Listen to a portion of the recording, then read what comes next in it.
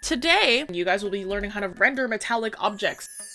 Metal is one of the things that a lot of digital artists struggle with. It has a very high contrast, a very bright sheen. Metal can be kind of difficult to get because there are lots of different ways to render metal. A different metal has different properties to it. I will be teaching you how to render using a sphere first today. So, just create a circle and fill that in with your base color. We're gonna be just working on normal steel. So you can pick a gray, try and make it just slightly blue. Whenever you're picking any sort of gray, you never just want to leave it exactly to the left with no hue at all. The difference between rendering metal and like anything else is that metal is shiny. Most of the time it is shiny. The shininess of metal tends to trip people up because they don't really realize how intense the blending will be. I'm gonna do a kind of somewhat rough metal here.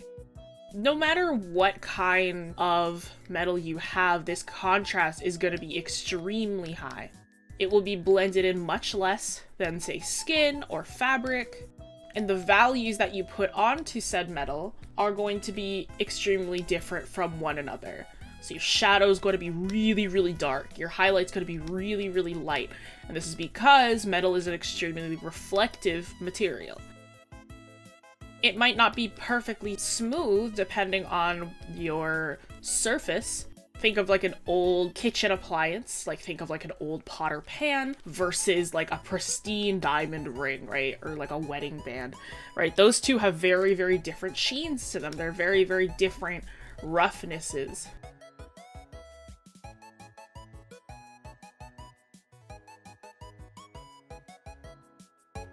And again, another major difference between metal and everything else is that it is extremely reflective. So if we have bounce light of any kind, like what I'm doing right now, it is going to reflect very, very perfectly. So it's not like it's gonna be like a blended version of this color. It is going to be that other bounce light color. So in this case, we're kind of thinking of like that's sort of like industrial metal. If you kind of notice with the metal that we're working with, that blend is a little bit sharp, right? And this is because of how reflective the item is. The more reflective an object it is, the less blended in that shadow, that highlight is going to be. If I were to make this a really, really smooth metal by comparison to something as like textured as this would still be done with like a soft brush if we wanted that kind of more realistic look. However, the light that we bring in is still going to be very, very sharp, very, very high contrast. This metal is going to be so, so apparent. And then this bounce light is also going to be so, so apparent.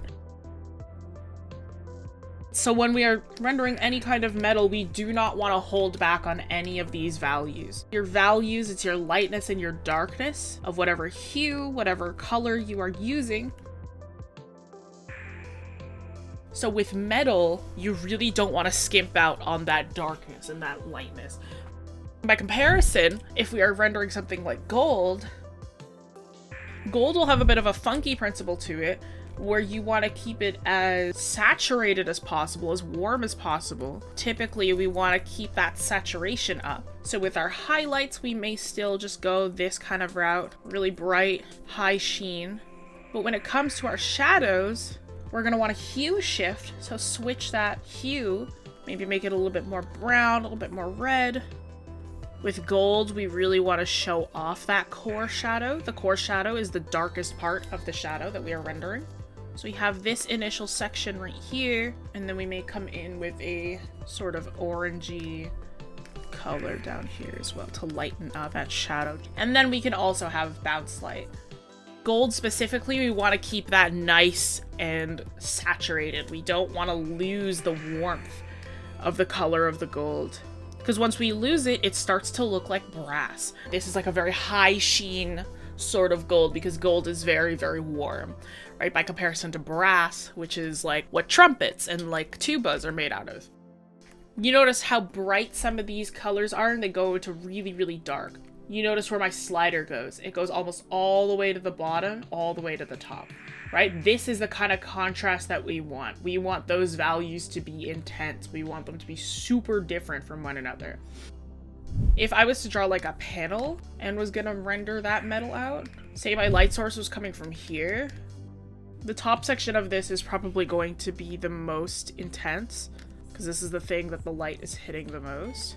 Then we might have a little bit of light over here because it's like the light is trailing over, but there is still that slight gradient. And then on the other side, where we have this panel facing away, it's gonna be mostly really dark, and then it's like you almost have like a gradient, a very soft gradient of everything around you. It's a bit complicated with hard edges. Metal is that type of rendering surface that quite literally hangs onto every edge. If there is a little lip in anything that you are illustrating, metal will see it and it'll be like, oh, that's something that I gotta hold on to, and it'll really accentuate every little dip, every little edge that is present within a rendered surface.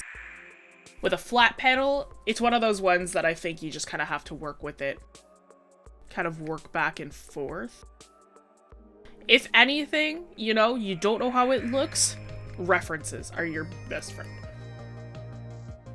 You can even do the fun little stylized thing that some people do. Kind of like that. You have those little edges of highlights, also a possibility. Depending on how the metal interacts, you might have this kind of edge right here. It's complicated. Metal is one of those ones that's really, really complicated. But it is one of those things where if I don't know how to do it, I will look up as many references as possible to really understand how it interacts. How do you do carvings into metal? Carvings are nice and easy. So you have first your shading that is done. So let's say, again, this is like a band of some kind. Take another layer, clip it down.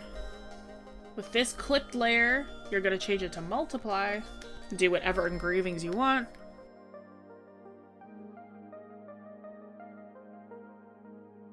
And then we create another layer. Let's make this like a hard light. And then based on our light source, then we add in the edges. A lot of concept artists will tell artists like, hey, don't zoom in while you're working because it will make your work look worse. So it is better to have a good looking finished product zoomed out by comparison to zoomed in. And then you have like engravings.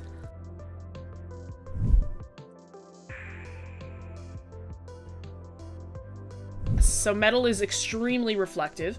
So if you put that metal above like a pool, it will reflect off of that.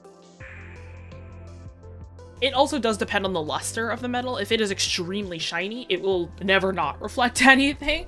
But if it is a little bit more dull, like say again, if you're drawing like a sword and the sword's been used a bunch of times, then it might not reflect it as much.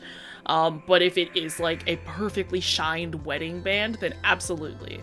If the person is wearing like a blue shirt, that blue shirt is gonna bounce onto that ring 100%.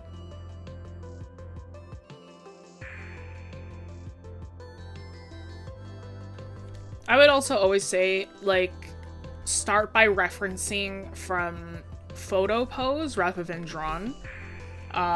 Just because with a photo, you know that it's not wrong. Of course, like, if you're referencing from Dragon Ball, like, he's like a master artist, doesn't matter. But if you're referencing from just like something that you found online, there is a high chance that it could be wrong, right? The pose that they're showing you. And that's only something that you can identify once you are a stronger artist. So it's one of those things where I'm like try photo reference first. If you have no other option, then use drawn reference, but I don't recommend it as like a first thing. Videos like these wouldn't be possible without our awesome patrons and YouTube members who help our mission of making arts education free and accessible for everyone.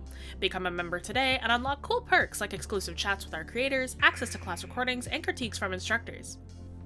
Do your best. Metal is complicated, so if you are not getting it on your first try, that is completely fine if it is your first try.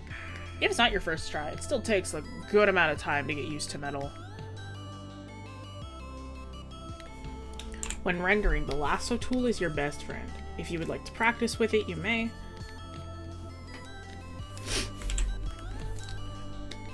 because it is something that can really, really help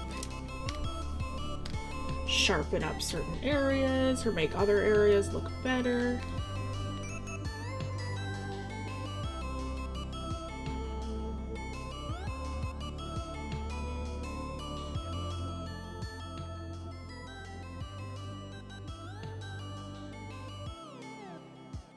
If you are a little bit less advanced, I would say keep it simple.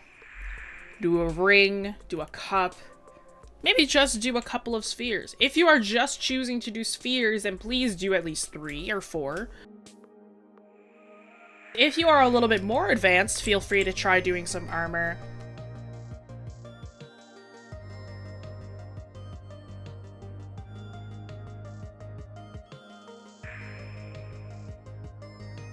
Join a virtual class in seconds and learn live from professional artists.